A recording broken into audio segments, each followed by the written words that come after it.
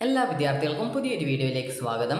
ഈ വർഷത്തെ LBS paramedical diploma കോഴ്സുകളായിട്ടുള്ള DPharm, DHI, DMLT, അതുപോലെ തന്നെ DOA ഇതുപോലുള്ള വിവിധ ഡിപ്ലോമ കോഴ്സുകളിലേക്കുള്ള പ്രവേശനവുമായി ബന്ധപ്പെട്ടുള്ള ഫസ്റ്റ് അലോട്ട്മെൻറ്റ് പ്രകാരം അലോട്ട്മെൻറ്റ് ലഭിച്ച വിദ്യാർത്ഥികൾക്കുള്ള ടോക്കൺ ഫീ പേയ്മെൻറ്റ് നാളെ അവസാനിക്കും. അതായത് ഡിസംബർ 5-ാം തീയതി അവസാനിക്കും. ഡിസംബർ 5-ാം തീയതി വൈകുന്നേരം 5 മണി വരെയാണ് വിദ്യാർത്ഥികൾക്ക് ഓൺലൈനായിട്ടോ അല്ലാന്നുണ്ടെങ്കിൽ തൊട്ടടുത്തുള്ള ഫെഡറൽ ബാങ്ക് ശാഖ വഴിയോ ഫീ പേയ്മെൻറ്റ് ചെയ്യാനായിട്ട് സാധിക്കുക.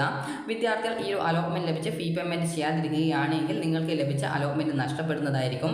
പിന്നീട് സെക്കൻഡ്, തേർഡ് അലോട്ട്മെൻറ്റുകളിൽ വിദ്യാർത്ഥികളെ പരിഗണിക്കുന്നതല്ല. എന്നാൽ നിങ്ങൾക്ക് പിന്നീട് സ്പെഷ്യൽ അലോട്ട്മെൻറ്റുകളിലേക്ക് പാർട്ടിസിപ്പേറ്റ് ചെയ്യാവുന്നതാണ്.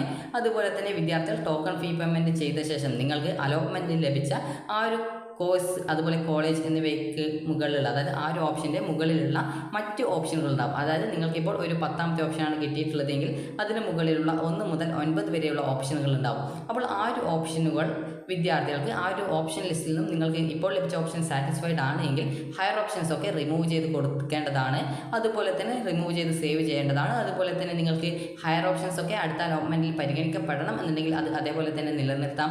അതുപോലെ തന്നെ ഹയർ ഓപ്ഷൻസിൽ നിങ്ങൾക്ക് ഏതെങ്കിലും ഓപ്ഷൻസ് വേണ്ട എന്നാണെങ്കിൽ ആ ഒരു ഓപ്ഷൻസ് നിങ്ങൾക്ക് റിമൂവ് ചെയ്യാവുന്നതാണ്. അതായത് ഏതെങ്കിലും ഓപ്ഷൻ നിങ്ങൾക്കിപ്പോൾ ഒരു 10ാമത്തെ ഓപ്ഷനാണ് അലോട്ട്മെൻറ്റ് കിട്ടിയത്. അപ്പോൾ നിങ്ങൾക്കൊരു 10ാമത്തെ ഓപ്ഷനാണ് അലോട്ട്മെൻറ്റ് കിട്ടിയിട്ടുള്ളത് എന്ന് കരുതുക. അപ്പോൾ 10ാമത്തെ ഓപ്ഷനാണ് അലോട്ട്മെൻറ്റ് കിട്ടിയിട്ടുള്ളതെങ്കിൽ നിങ്ങൾക്ക് 1 മുതൽ 9 വരെയുള്ള ഓപ്ഷൻ ഉണ്ടാവും. അപ്പോൾ ഈ 1 മുതൽ 9 വരെയുള്ള ഓപ്ഷനുകളിൽ, അതായത് നിങ്ങൾക്ക് 1, 2, 3 ഈ ഒരു രീതിയിൽ നിങ്ങൾക്ക് 9 വരെയുള്ള ഓപ്ഷനുകൾ ഉണ്ടാവും. അപ്പോൾ ഈ രീതിയിൽ 9 വരെയുള്ള ഓപ്ഷനുകളിൽ നിങ്ങൾക്കിപ്പോൾ 5ാമത്തെയും അല്ലെങ്കിൽ 3ാമത്തെയും ഓപ്ഷൻ വേണ്ടാന്ന്, ഈ 2 ഓപ്ഷൻ വേണ്ട എങ്കിൽ അതിനെ മാത്രമായിട്ട് റിമൂവ് ചെയ്ത് സേവ് ചെയ്യാവുന്നതാണ്. അപ്പോൾ നിങ്ങളുടെ ഓപ്ഷൻ ലിസ്റ്റിൽ നിന്നും ഈ ഒരു 3ാമത്തെയും 5ാമത്തെയും ഓപ്ഷൻ റിമൂവ് ചെയ്തതായിട്ട് നിങ്ങൾക്ക് കാണാനായിട്ട് സാധിക്കും. ഈ ഒരു രീതിയിൽ നിങ്ങൾക്ക് അലോട്ട്മെൻറ്റ് ലഭിച്ച ആ ഒരു സീറ്റ് സാറ്റിസ്ഫൈഡ് ആണ് എങ്കിൽ ഹയർ ഓപ്ഷൻസ് മുഴുവനായിട്ട് റിമൂവ് ചെയ്യുകയും അതേസമയം നിങ്ങൾക്ക് ഏതെങ്കിലും ഓപ്ഷൻസ് മാത്രമാണ് നിങ്ങൾക്ക് ഒഴിവാക്കേണ്ടതെങ്കിൽ അതിനെ മാത്രമായിട്ട് നിങ്ങൾക്ക് ഒഴിവാക്കാവുന്നതും. ഇനി അതേസമയം നിങ്ങൾക്ക് എല്ലാ ഓപ്ഷനുകളെയും അടുത്ത അലോട്ട്മെൻറ്റിൽ പരിഗണിക്കപ്പെടണം എന്നുണ്ടെങ്കിൽ നിങ്ങൾക്ക് അങ്ങനെ ഈ ഒരു ഹയർ ഓപ്ഷൻ നിലനിർത്തുകയും ചെയ്യാവുന്നതാണ്. പ്രത്യേകം വിദ്യാർത്ഥികൾ ശ്രദ്ധിക്കേണ്ട കാര്യം എന്ന് പറയുന്നത്, നിങ്ങൾക്കിപ്പോൾ ഫസ്റ്റ് അലോട്ട്മെൻറ്റിൽ 10ാമത്തെ ഓപ്ഷനാണ് കിട്ടിയതെങ്കിൽ അടുത്ത സെക്കൻഡ് അലോട്ട്മെൻറ്റിൽ നിങ്ങൾക്കിപ്പോൾ ഒരു ഉദാഹരണത്തിന് നിങ്ങൾക്കിപ്പോൾ 3ാമത്തെ ഓപ്ഷനിലേക്കാണ് അലോട്ട്മെൻറ്റ് കിട്ടിയത് എന്ന് കരുതുക. അപ്പോൾ അങ്ങനെ കിട്ടുന്ന സാഹചര്യത്തിൽ, അതായത് ഫസ്റ്റ് അലോട്ട്മെൻറ്റിൽ കിട്ടിയിട്ടുണ്ട് എന്നാൽ സെക്കൻഡ് അലോട്ട്മെൻറ്റിൽ പുതുതായിട്ട് മറ്റൊരു കോളേജിലേക്ക് കിട്ടുകയാണെങ്കിൽ ആദ്യം ലഭിച്ച സീറ്റ് പോകുന്നതും പിന്നീട് പുതുതായിട്ട് നിങ്ങൾക്ക് എവിടെയാണോ അലോട്ട്മെൻറ്റ് കിട്ടിയിട്ടുള്ളത് ആ ഒരു കോളേജിലേക്ക് നിങ്ങൾ പോയിട്ട്, അതായത് അവിടേക്ക് നിങ്ങളുടെ അഡ്മിഷൻ മാറുന്നതും ആയിരിക്കും. അപ്പോൾ അതുകൊണ്ട് തന്നെ നിങ്ങൾക്ക് താല്പര്യമില്ലാതെ ഹയർ ഓപ്ഷൻസ് ഉണ്ടെങ്കിൽ വിദ്യാർത്ഥികൾ അത് റിമൂവ് ചെയ്യാനായിട്ട് ശ്രദ്ധിക്കുക. അതുപോലെ തന്നെ വിദ്യാർത്ഥികൾക്ക് ടോക്കൺ ഫീ പേയ്മെൻറ്റ് വെബ്സൈറ്റ് ലോഗിൻ ചെയ്ത ശേഷം നിങ്ങൾക്ക് അലോട്ട്മെൻറ്റിൻ്റെ ആ ഒരു ഭാഗത്ത് യുവർ അലോട്ട്മെൻറ്റ്സ് എന്നുള്ള ഭാഗത്ത് നിങ്ങൾ ജസ്റ്റ് ഒന്ന് അലോട്ട്മെൻറ്റ് ഡീറ്റെയിൽസ് കൊടുത്തിട്ടുണ്ടാവും. ഏത് കോട്ടയിലാണ്, അതുപോലെ തന്നെ എത്രാമത്തെ ഓപ്ഷനാണ്, ഏത് കോളേജാണ്, ഏത് കോഴ്സാണ് എന്നുള്ളത്. അത് ജസ്റ്റ് സൈഡിലേക്ക് സ്ക്രോൾ ചെയ്യുന്ന സമയത്ത് നിങ്ങൾക്ക് മേക്ക് പേയ്മെൻറ്റ് ഓപ്ഷൻ കാണാൻ പറ്റും. നിങ്ങൾ ഓൾറെഡി ഫീ പേയ്മെൻറ്റ് ചെയ്ത് അതിൻ്റെ ഡീറ്റെയിൽസ് വെബ്സൈറ്റിൽ വന്നിട്ടുണ്ടെങ്കിൽ നിങ്ങൾക്ക് അവിടെ ഫീ റെസിപ്റ്റ് എന്ന് പറഞ്ഞുകൊണ്ട് കാണാൻ പറ്റും. റെസിപ്റ്റ് നിങ്ങൾക്ക് അതിൽ ക്ലിക്ക് ചെയ്ത് ഡൗൺലോഡ് ചെയ്തെടുക്കാവുന്നതാണ്. അതേസമയം നിങ്ങൾ ഫീ പേയ്മെൻറ്റ് ചെയ്തിട്ടില്ല എങ്കിൽ മേക്ക് പേയ്മെൻറ്റ് എന്നുള്ളൊരു ഓപ്ഷൻ കാണാൻ പറ്റും. അതിൽ ക്ലിക്ക് ചെയ്തുകൊണ്ട് വിദ്യാർത്ഥികൾക്ക് പേയ്മെൻറ്റ് ചെയ്യാവുന്നതാണ്. ബാങ്ക് വഴി പേയ്മെൻറ്റ് ചെയ്തതാണെങ്കിൽ 24 മണിക്കൂറിന് ശേഷം മാത്രമായിരിക്കും നിങ്ങൾക്ക് ഈ ഒരു റെസിപ്റ്റ് കിട്ടുക. അപ്പോൾ ബാങ്ക് വഴി പേയ്മെൻറ്റ് ഓൾറെഡി ചെയ്ത വിദ്യാർത്ഥികളും മേക്ക് പേയ്മെൻറ്റിൽ ക്ലിക്ക് ചെയ്യുന്ന സമയത്ത് ഫീ പേയ്മെൻറ്റ് മെത്തേഡും കാര്യങ്ങളൊക്കെ കാണിക്കും. എന്നാൽ അങ്ങനെയുള്ള വിദ്യാർത്ഥികൾ 24 മണിക്കൂർ വെയിറ്റ് ചെയ്ത ശേഷം നിങ്ങൾക്ക് അതിൽ നിങ്ങളുടെ ഫീ പേയ്മെൻറ്റ് റെസിപ്റ്റ് വന്നിട്ടുണ്ട് എന്നുള്ള കാര്യം ഉറപ്പുവരുത്തുക. അതിനുശേഷം ഇതുവരെ ഫീ പേയ്മെൻറ്റ് ചെയ്യാത്ത വിദ്യാർത്ഥികൾ മേക്ക് പേയ്മെൻറ്റ് ഓപ്ഷൻ ക്ലിക്ക് ചെയ്ത് നിങ്ങൾക്ക് ഒന്നുകിൽ ഡെബിറ്റ് കാർഡ്, ക്രെഡിറ്റ് കാർഡ് അല്ലെങ്കിൽ നെറ്റ് ബാങ്കിങ്, UPI ഇവയിൽ ഏതെങ്കിലും ഉപയോഗിച്ചുകൊണ്ടോ അല്ലെങ്കിൽ നിങ്ങൾക്ക് ചലാൻ ഉപയോഗിച്ചുകൊണ്ട് തൊട്ടടുത്തുള്ള ഫെഡറൽ ബാങ്ക് ശാഖയിൽ പോയിക്കൊണ്ടോ ഈ ഒരു ഫീ പേയ്മെൻറ്റ് ചെയ്യാവുന്നതാണ്. അതുപോലെ തന്നെ നിങ്ങൾക്ക് എത്ര രൂപയാണ് ടോക്കൺ ഫീ പേയ്മെൻറ്റ് അടയ്ക്കേണ്ടത് എന്നുള്ളത് സംബന്ധിച്ചുള്ള ഡീറ്റെയിൽസുകൾ വെബ്സൈറ്റിൽ വന്നിട്ടുണ്ട്. ഫീ ഡീറ്റെയിൽസ് അലോട്ട്മെൻറ്റ് ടോക്കൺ ഫീ എന്ന് പറഞ്ഞുകൊണ്ട് ഇവിടെ നിങ്ങൾക്കൊരു സർക്കുലർ കാണാൻ സാധിക്കും. അപ്പോൾ ജസ്റ്റ് ഒന്ന് അത് ക്ലിക്ക് ചെയ്ത് ഡൗൺലോഡ് ചെയ്തെടുക്കുക. അപ്പോൾ നിങ്ങൾക്ക് ഇതുപോലെ അതിൻ്റെ ഫീ പേയ്മെൻറ്റ് ഡീറ്റെയിൽസ് കാണാൻ സാധിക്കുന്നതാണ്. അപ്പോൾ നിങ്ങൾക്ക് ട്യൂഷൻ ഫീസിൻ്റെ ഡീറ്റെയിൽസ് കൊടുത്തിട്ടുണ്ട്. അപ്പോൾ നിങ്ങൾക്ക്, അതായത് പല വിദ്യാർത്ഥികളും നിങ്ങൾക്ക് ഒരു വർഷം എത്ര ഫീസ് വരും, അതുപോലെ 2 വർഷം ടോട്ടൽ എത്ര ഫീസ് വരും എന്നിങ്ങനെ വിദ്യാർത്ഥികൾ ചോദിച്ചിട്ടുണ്ടായിരുന്നു.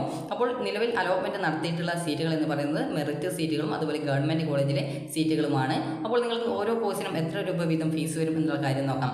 വിദ്യാർത്ഥികൾക്ക് ഇപ്പോൾ ഗവൺമെൻറ് കോളേജിലാണ്, നിങ്ങൾക്ക് ഏത് ഗവൺമെൻറ് കോളേജിൽ അലോട്ട്മെൻറ്റ് കിട്ടിക്കഴിഞ്ഞാലും ഡിപ്ലോമ ഇൻ ഫാർമസി കോഴ്സ്, അതായത് ഡിപ്ലോമ ഇൻ ഫാർമസി, അതായത് DPharm കോഴ്സ് ആണെങ്കിൽ 6380 രൂപയാണ് വരിക. അതുപോലെ തന്നെ നിങ്ങൾക്ക് മറ്റ് ഏത് കോഴ്സ് കിട്ടിക്കഴിഞ്ഞാലും 7240 രൂപയാണ് വരിക. ഇനി സെൽഫ് ഫിനാൻസ് കോളേജിൽ നിങ്ങൾക്ക് DPharm ആണ് കിട്ടുന്നതെങ്കിൽ 40,000 രൂപയാണ് ഫീസ് വരിക.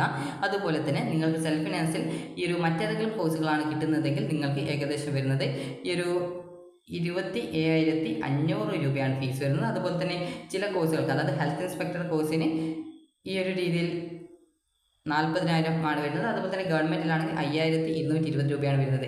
അപ്പോൾ ഓരോ കോഴ്സിൻ്റെയും ഫീ ഡീറ്റെയിൽസ് കൃത്യമായിട്ട് കൊടുത്തിട്ടുണ്ട്. ചില കോഴ്സുകളുടെ ഫീസിൽ മാത്രമാണ് വ്യത്യാസം വരുന്നുള്ളത്. അതുപോലെ തന്നെ നിങ്ങൾക്ക് ടോക്കൺ ഫീ പേയ്മെൻറ്റ് എത്രയാണ് എന്നുള്ള കാര്യം ഇവിടെ കാണാൻ സാധിക്കും. ഗവൺമെൻറ് കോളേജിൽ നിങ്ങൾക്കൊരു DPharm കോഴ്സ് ആണെങ്കിൽ 6,380 രൂപയാണ് ഈ ഒരു ടോക്കൺ ഫീ പേയ്മെൻറ്റ് ജനറൽ കാറ്റഗറി വിഭാഗത്തിന് വരുന്നത്. അതുപോലെ തന്നെ നിങ്ങൾക്ക് ഹെൽത്ത് ഇൻസ്പെക്ടർ കോഴ്സ് ആണെങ്കിൽ നിങ്ങൾക്ക് 5,220 രൂപയാണ് ഫീസ് വരിക. അതുപോലെ തന്നെ നിങ്ങൾക്ക് ബാക്കി ഏത് കോഴ്സ് ആയിരുന്നാലും 7,240 രൂപയാണ് ടോക്കൺ ഫീ പേയ്മെൻറ്റ്, അതായത് ആകെയുള്ള ഫീസാണ് നിങ്ങൾ അടയ്ക്കേണ്ടത്. അതുപോലെ തന്നെ വിദ്യാർത്ഥികൾക്ക് സെൽഫ് ഫിനാൻസ് കോളേജിൽ ഏത് കോഴ്സ് കിട്ടിക്കഴിഞ്ഞാലും 10,000 രൂപയാണ് വരിക. നിങ്ങൾ SC ST OEC വിഭാഗത്തിലുള്ള വിദ്യാർത്ഥികൾ നിങ്ങൾക്ക് ഏത് കോളേജിൽ സെൽഫ് ഫിനാൻസ് ആയാലും ഗവൺമെൻറ് കോളേജ് കിട്ടിക്കഴിഞ്ഞാലും 100 രൂപ മാത്രമാണ് ഫീസ് വരിക. അതായത് സെൽഫ് ഫിനാൻസ് കോളേജിൽ ഈ ഒരു ഫീസിൽ വ്യത്യാസം, ടോട്ടൽ ഫീസിൽ വ്യത്യാസം വരുന്നത് ഈ ഒരു ഫാർമസി കോഴ്സാണ്. അത് DPharm കോഴ്സിന് 40,000, അതുപോലെ തന്നെ ദന്തൽ ഹൈജീനിസ്റ്റിന് 7,240, അതുപോലെ തന്നെ ഈ ഒരു ഹെൽത്ത് ഇൻസ്പെക്ടർ കോഴ്സിന് 40,000, അതുപോലെ ബാക്കിയുള്ള കോഴ്സുകൾക്ക് 27,500 രൂപയാണ് വരിക.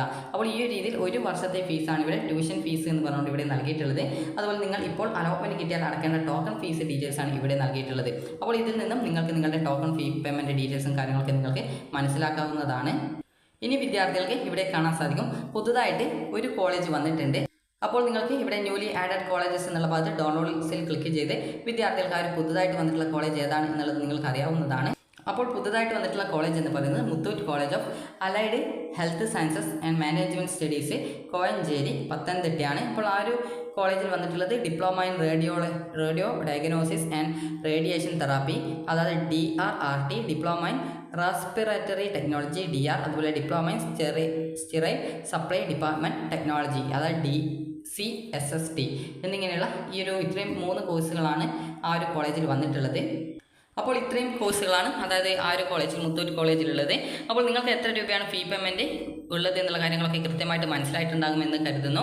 അതുപോലെ തന്നെ വിദ്യാർത്ഥികൾ ശ്രദ്ധിക്കേണ്ട പ്രധാനപ്പെട്ട കാര്യം എന്ന് പറയുന്നത്, നിലവിൽ കിട്ടിയിട്ടുള്ള അലോട്ട്മെൻറ്റ് മതിയെന്നുണ്ടെങ്കിൽ ഹയർ ഓപ്ഷൻസ് ഉണ്ടെങ്കിൽ, അതായത് നിങ്ങൾക്കിപ്പോൾ നിലവിൽ കിട്ടിയ കോളേജ് തന്നെ മതി, ആ ഒരു കോളേജ് തന്നെ സാറ്റിസ്ഫൈഡ് ആണ് എങ്കിൽ നിങ്ങൾക്ക് ഹയർ ഓപ്ഷൻസ് നിലവിൽ നിങ്ങളുടെ ഓപ്ഷൻ ലിസ്റ്റിൽ ഉണ്ടെങ്കിൽ അത് റിമൂവ് ചെയ്ത് കൊടുക്കുക.